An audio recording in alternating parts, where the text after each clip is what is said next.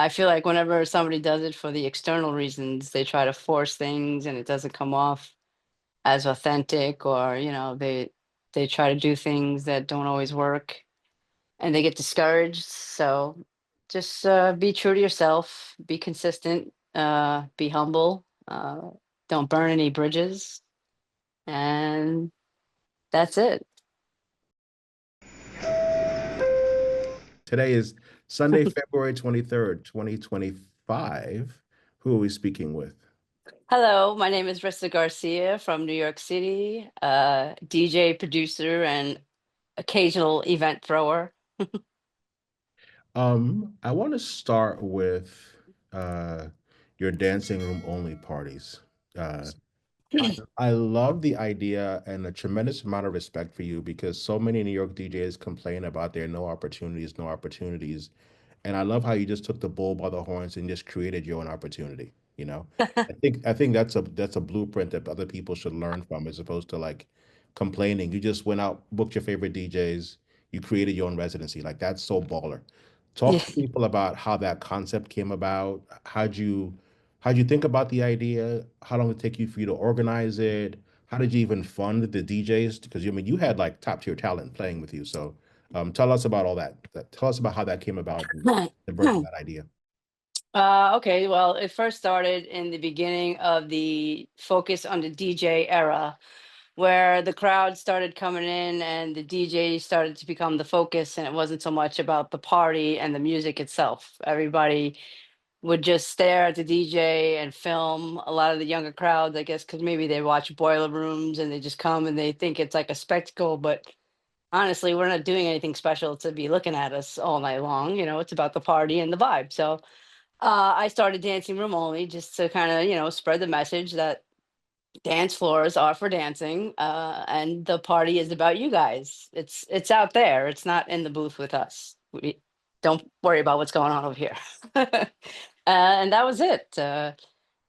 We started at Cielo. Very fortunate to have the about a few years before they closed. We did a monthly there with the first one, Danny Krivet. Actually, no, we did a pre-launch party with fellow local heroes, Hex Sector and Manny Ward. And then we did our big launch with Danny Krivet and the guys from Forward Disco. We had Todd Terry, Ellie Escobar. I'm trying to think off the top of my head. Jelly Bean Benitez, um, Spinner. And then we moved on to House of X. I've also did some at Good Room, some in Toronto and California. So yeah, it's just to spread the message that dance floors were meant for dancing. It's about the connection between the music and the dancers, and the energy between the dancers and the music and the DJ, and that synergy. Because if you're not giving me energy, it's hard for me to respond. You know what I mean? I need that. That's what I thrive off of. So if you're just standing there staring at me, I feel like I have to do so much more than what I should be doing. Tell us one of your favorite memories from that party. From dancing room only. Ah, I don't know. I see there's so many that stand out. I think I posted a few recently at House of X, which is one of our recent venues that we did. Danny Krivet playing Fascinated to like a whole bunch of young kids that really probably don't know the song, but they really enjoyed it. Having Shay Demire in this a side room of House of Yes, because unfortunately House of X closed suddenly and we still had bookings confirmed. So we had to like scramble and get that room open, and to have an intimate night with Shay was awesome. And there's so many more that I can't really remember off the top of my head. No, I know there were so many. Oh, Uh, Todd Terry's entrance at Cielo when we first had Todd Terry. He did like this whole intro with this classical thing, and then he just did this Todd, his thing on the CDJs with his stuttering, and then it was just such a dramatic entrance. It was just like, whoa, here is Todd Terry. It was awesome. how did growing up in Staten Island influence your musical journey? I guess that's why I like freestyle.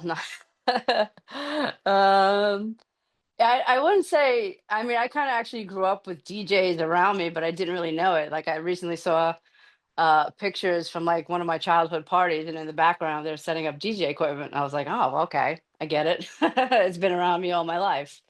Apparently, I had like older kids in the neighborhood that would DJ in our backyard parties and stuff. But I really wasn't so much paying attention to the music. You know, you're a kid. And then I started to venture into the city is what really shaped me musically when I started getting into like the real house, underground house music vibes. I have so many questions, so excuse me, I'm scrolling to figure out ones. No worries. We're not going to get through all of them today, but let's talk about. Tell us a story about the tunnel in New York City. The tunnel, that was like my first club. I was barely old enough to get in. And actually, we ended up wanting to go to a club in New Jersey. My friends were like that style of music, Club Abyss it was, I think, at the time. And I think the ladies were of age, but the men had to be 21, and we were only 18 at the time. So we got back in the car, drove back into the city, found this random place on the West Side Highway, walked in. I had no idea it was a tunnel, but we ended up getting in. You could be 18 at the time, and that was it. That was my first nightclub experience officially. I don't remember much because everything is a blur back then. But yeah, that was it.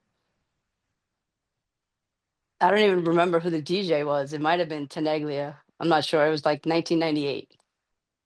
That's a perfect segue into my next question was, how did Danny Tenaglia's sets of vinyl change your perspective on DJing? For me, that was the time where it was just one DJ most of the time. It was him from beginning to the end, and we're talking 11 p.m. to maybe 10 a.m., 11 a.m. the next day. And to watch his control over the room throughout the night, me and like maybe a few other people were always there and beginning to the end. So to watch the progression through the night, how he played the music, how he changed the tempo, but he also changed the energy and the vibe of the room. So it's uh, like a journey for me is when the plane comes and you start to take the lift off, and then you cruising altitude, and then all of a sudden towards the end of the night you start to notice he's bringing the energy down, and before you know it, it's the end of the night and he's playing like John Cicada, just another day. So it was amazing for me. I never really heard that style of DJing. I was used to going to the big room boom kind of clubs like Exit and stuff like that. So that was a first. What was the energy like at vinyl, and how did it differ from the energy of the other clubs that you went to? Well, like I said, it was more about the big rooms at the time. I was barely 21. Getting into whatever clubs would let you in, being 18.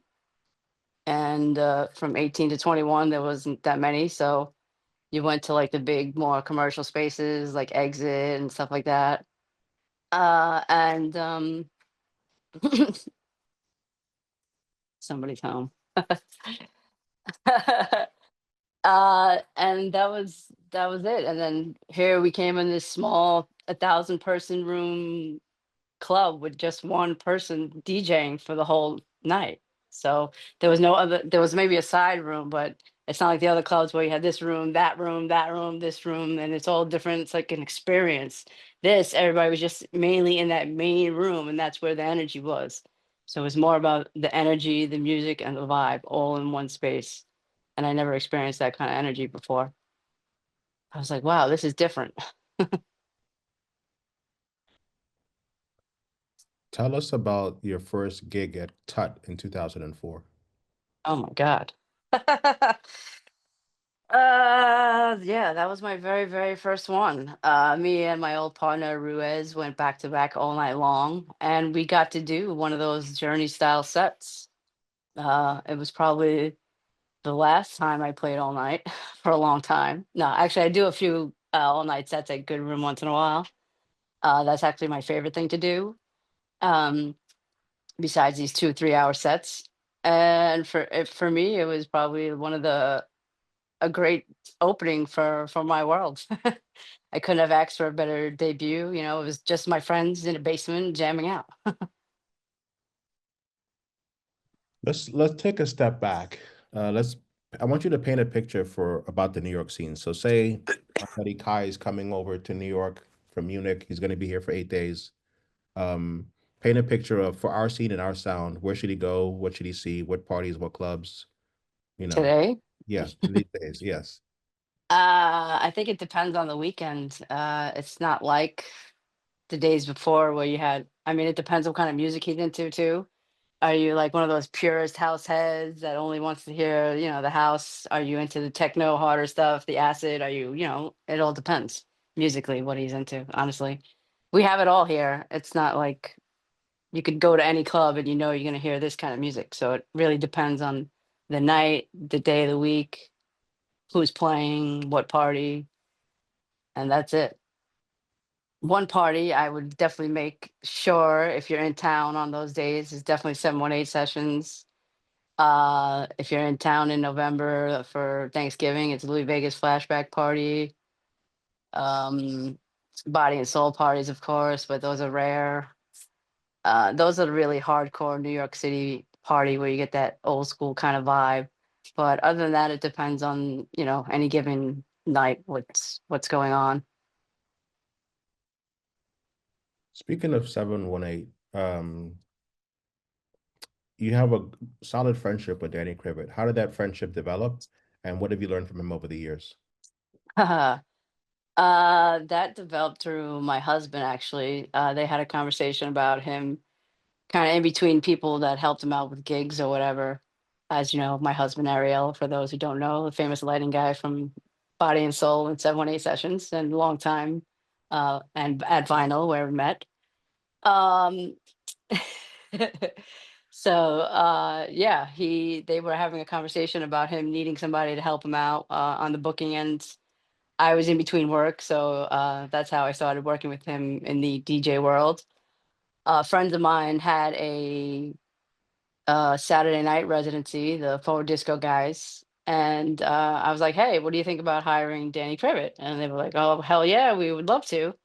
And that's how we started from there, and that was it. And then I came on to 718 Sessions to help them out with the monthly event listings and social media stuff, and that was it. Now we've played together from 2014 to just last December. Oh, wow. I didn't realize you handled his bookings. That's awesome. Well, not anymore, but yeah, for a period Gotcha. of Oh, time, like when gotcha. he was in Gotcha. between, yeah, Understood. he was in between people, so he just needed a hand. Gotcha. I still assist him once in a while, people reach out if they're still looking to connect with him or whatever. Mhm. Speaking of Ariel, tell us a story about how you met your husband. Ah, well, I used to go to Vinyl every Friday, and he worked with Tenaglia doing the lights, so we kind of just said hi and bye during that time, and then when Vinyl closed, he was DJing at Filter 14.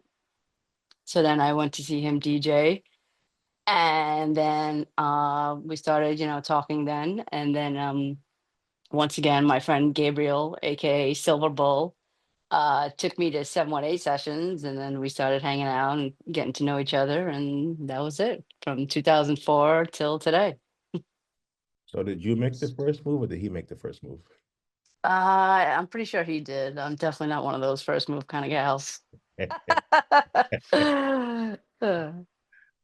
One more question about that. What's it like to be married to somebody in the industry? Does it make it more complex or is it more understanding because you're going to be out all night? Well, I think it's both. Let's just say I can't get away with anything in this world. No. Even if I go out dancing, I know there's always eyes. No, I'm just kidding. Yeah, it's a blessing because I have friends who are with people that aren't in the scene or whatever, and it's a balance for them between work and the scene stuff. So they also have to make sacrifices for their wives or whatever, and and not go to certain parties even though they want to. And I'm fortunate enough because hey, my husband's working. What am I going to do? If I want to go out dancing, I could go out dancing. And most of the times he's working the parties that I would go to. So there you go. Win-win. Win, win, win. I love it.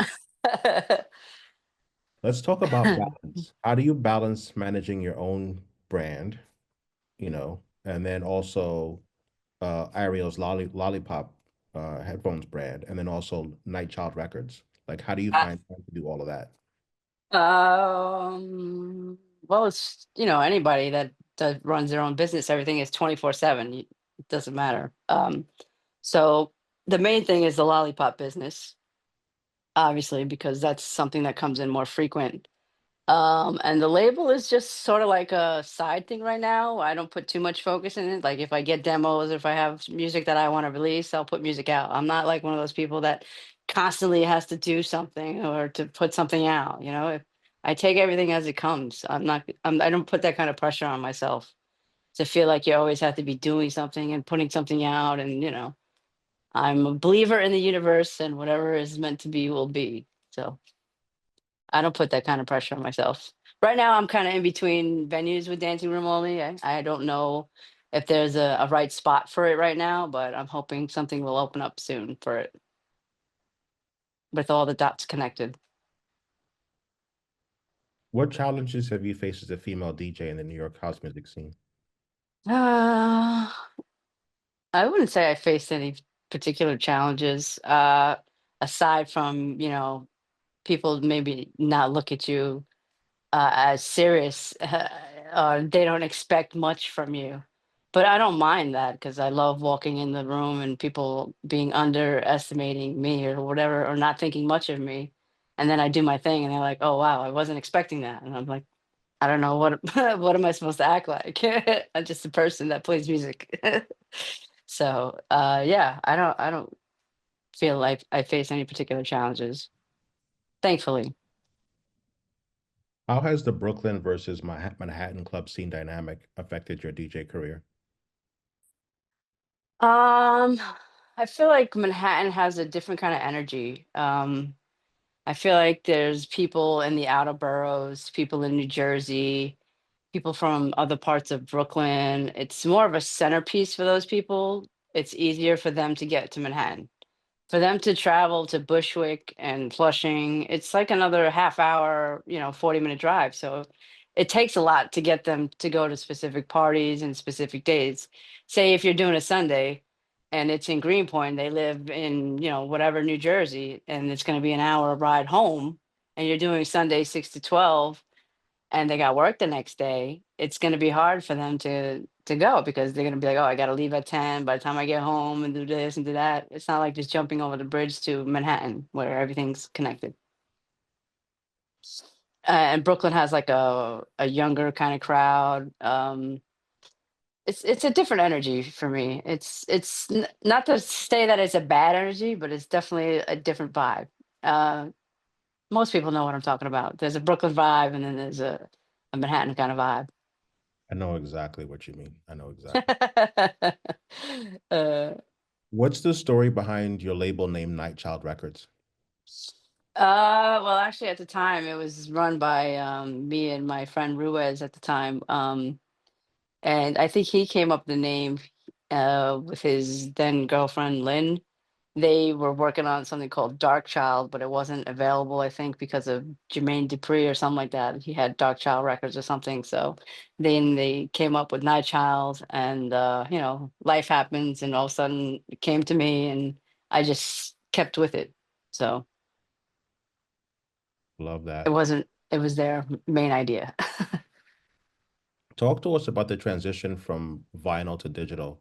How did that affect your DJ style, and how did that affect your music selection process? uh I feel like with vinyl, you're limited, so you kind of knew your records a little bit better. These days, in the digital world, there's so much music. I don't even remember half the titles, half the names, artists that I'm playing. I'm like, somebody asks me what I play. I'm like, oh, I don't know. I'd have to look it up. Yeah, and you have that visual when it comes to the covers, so you know exactly what you're looking for. Whereas you're scrolling through a list of names, it doesn't pop out to you like you did before. So, and also the good part is you have a lot more music available to you, but also it's a bad part because you have a lot more music available to you because then you get caught up in too much music on the night where vinyl, you're going to play this and that's it. You know what I mean? Hmm. Talk to us about social media. How has social media impacted your career as a DJ and a label owner?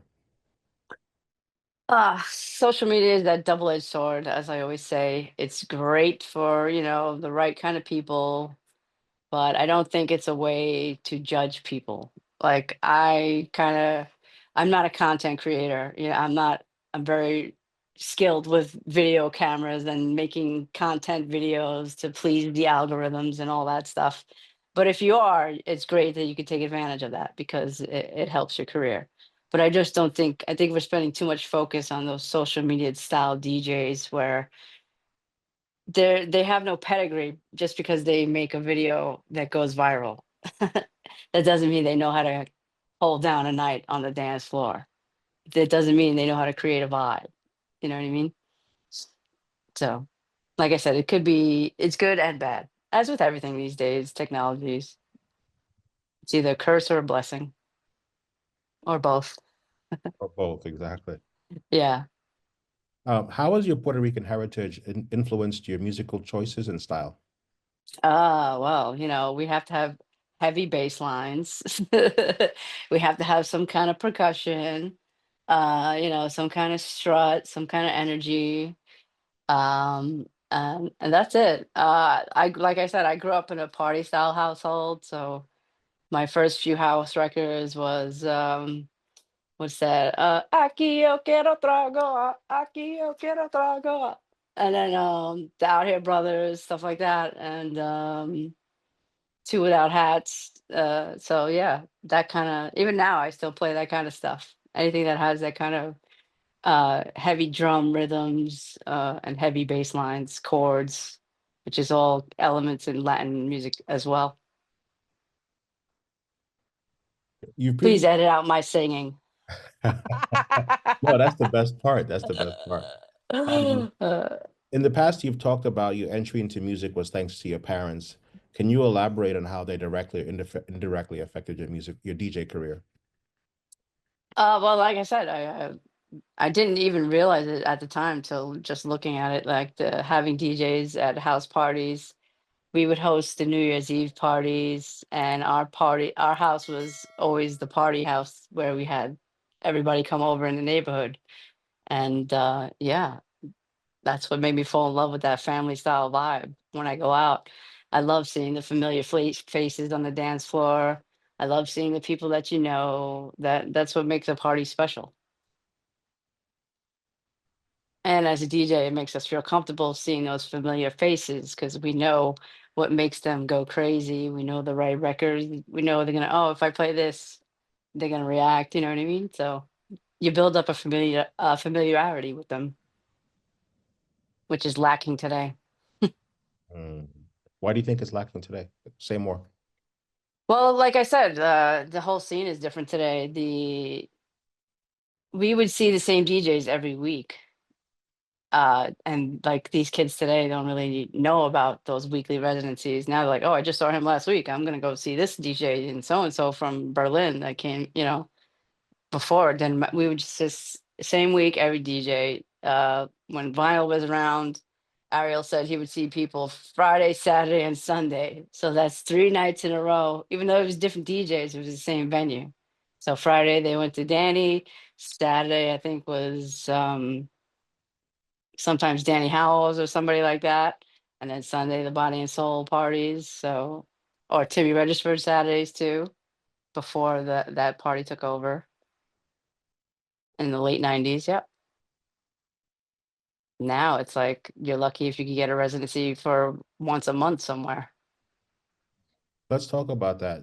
The lack of residencies, how has that shaped the evolution of DJs' careers? Oh, I think it's harder now with so many DJs, to book and so many people that are like in your face and agencies, and it's hard to even just get a space in it for just one night within a month, let alone to have something weekly is very rare. Let's go back to your early DJ career. Tell us about the fork in the road. At what point did you realize that DJing was more than just a hobby for you? I guess when I started to make some real money. No, just kidding. Uh, when I can't see myself doing anything else, I worked in an office and I'm just sitting there and I'm like, you know what? I can't picture myself doing this kind of work for the rest of my life. I need to do something that I'd love to do. And like my dad's always the secure job kind of guy.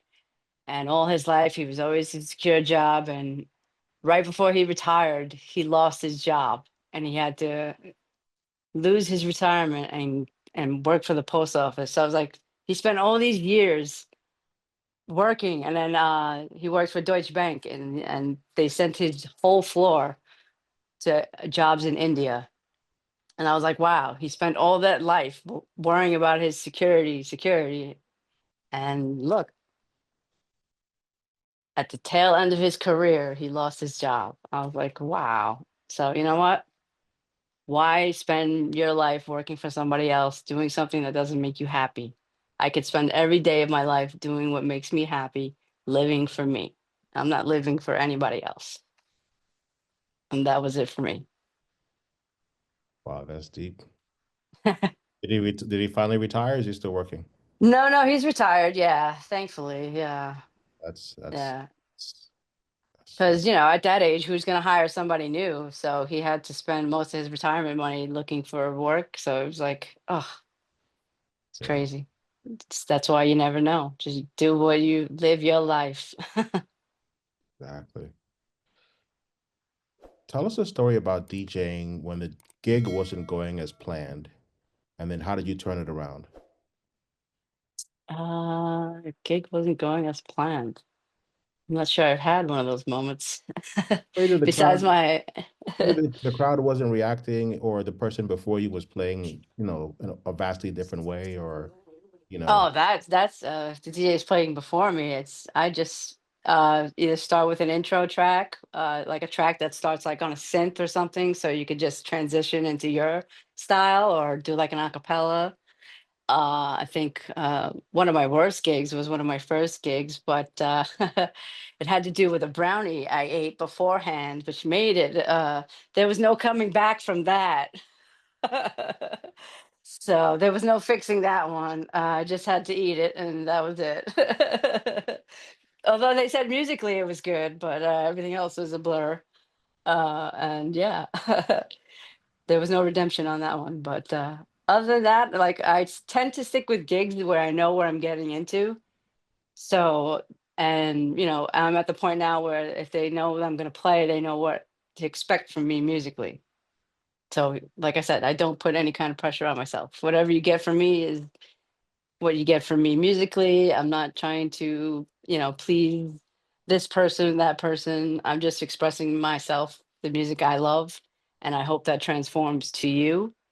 But I can't cater to any kind of people or, you know, as Francois calls them, normies, people that don't get what we do. And that's it. Collaboration seems to be a significant part of your process and career. Can you talk about a collaboration that was particularly meaningful to you? In terms of parties or like Either parties or production. production, I wish I could collaborate more production wise, but I think I'm a little too new at the in the production world to collaborate. But I'm getting better. But I don't think I'm comfortable enough with collaborating in that kind of world. I've done remixes for people, but the only person that I really worked on with music is my partner Ruiz, who is actually my mix engineer. He doesn't produce music so much anymore, but every once in a while he'll break into the studio and work on something. He's the only guy that I really only worked with on music.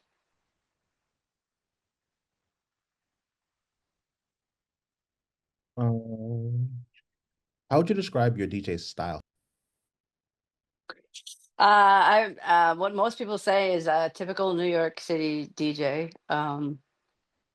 It depends on the party, the vibe, and the night. Like when I play a party like 718 sessions, it's a totally different thing than when I'm playing a party at Holo for Gen Lines, Mean Red. I know it's going to be a younger kind of more techie oriented vibe, whereas 718, you're going to get the heads, the musical oriented crowd. So when I play the way I want to play, it's that typical New York City thing where I'll start off slow, down tempo, maybe some classic 90s, 98 BPMs, and work my way. If I'm playing all night, work my way, maybe hit 128 and then back down to the end of the night to again some slow R&B and send them home. What advice would you give to aspiring DJs who are just starting out today? I'm not sure I'm one to give advice, but I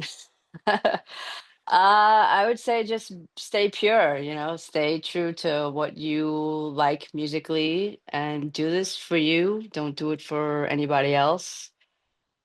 It may not work, but if you truly love it, you just keep going and maybe one day things will come. I feel like whenever somebody does it for the external reasons, they try to force things and it doesn't come off as authentic, or they try to do things that don't always work and they get discouraged. So just be true to yourself, be consistent, be humble, don't burn any bridges, and that's it. What's been your most memorable DJ performance to date? Whew, memorable.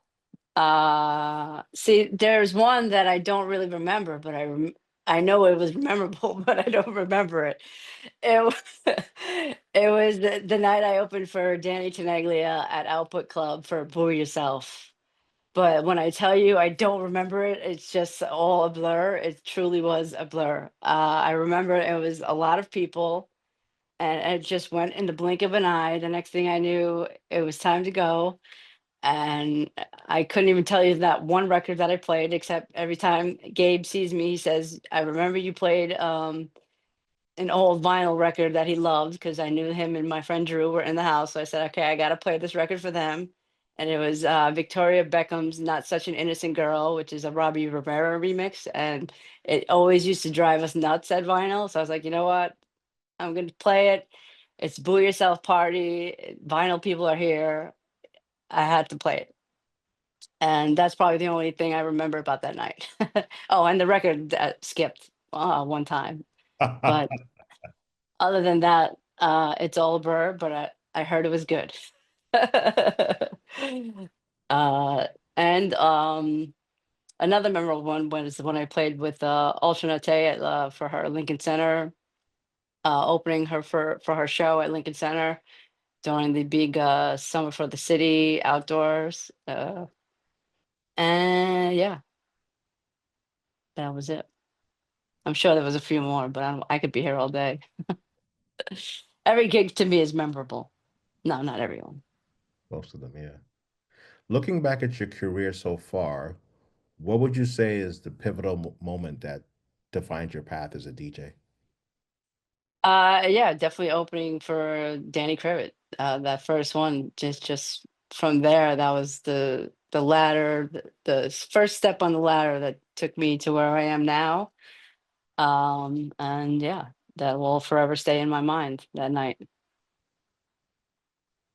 Let's go back to your 20s. Most people go out clubbing in groups, but you were comfortable enough to go out solo. Tell us about that.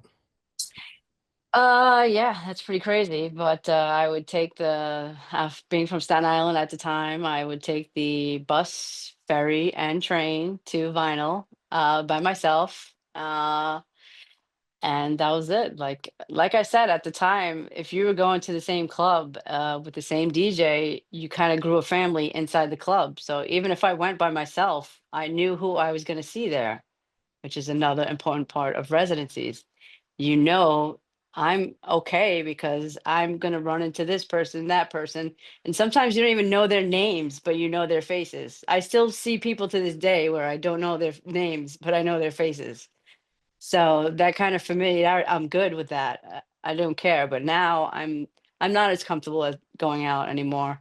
unless it's a particular party like 718 or one of Louis' parties, body and soul parties, garage parties, where you know you're going to see the same group of people that always go to that kind of party or a Tenaglia party.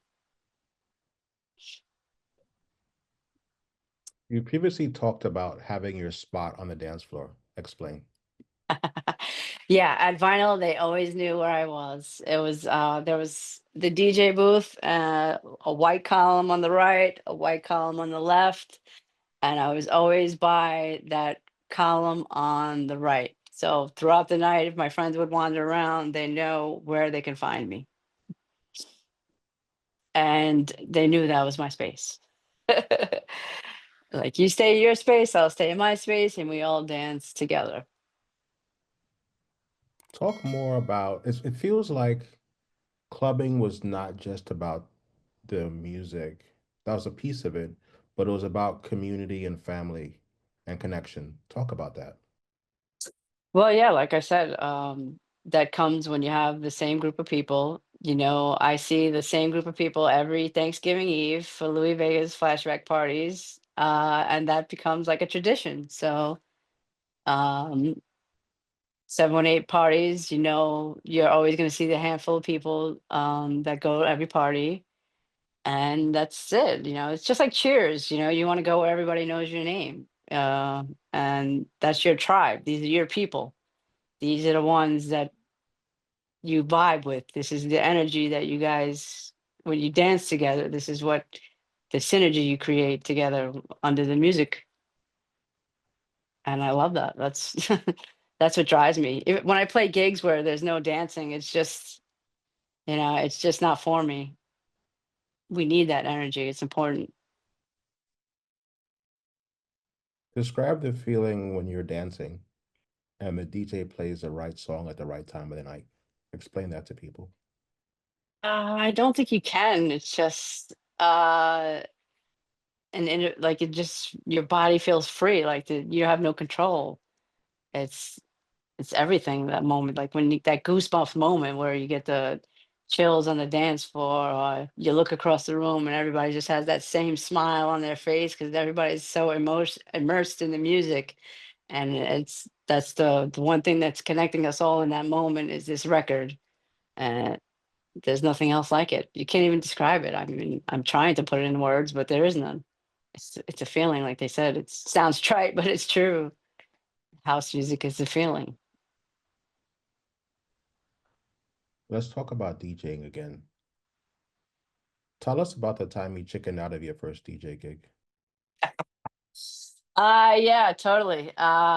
It was back in the days where you could only play records. And like, it wasn't anything serious. It was just, you know, a bunch of friends playing records in some back room bar. But at the time, there's no sync button, there's no digital reading of the BPMs. You had to actually know records, you had to know how to play them, mix them. And I was still learning at the time, so my stomach got really nervous, and I was like, you know what? My hand's gonna be shaking. I'm just really nervous and I'm queasy. I don't think I can do this tonight. So yeah, I chickened out. Thank God it wasn't anything like a serious gig. It was just like my friends playing in a record, some records, but yeah, that's how bad it was. And then how long after that did it take you to summon the strength to actually DJ? I think it was took it, yeah, because at the time CDJs came out. Um, I would say probably like another year later.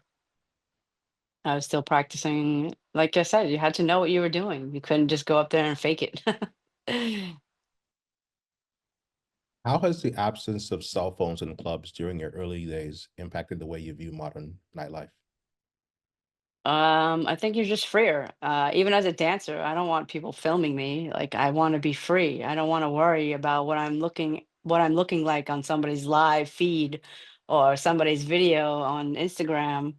I just want to be free. So that to me is uh, what I expect on the dance floor. Like, as a DJ, I know it happens, but you're spending most of the night filming. You're not really engaged in the music. You're not engaged with the crowd.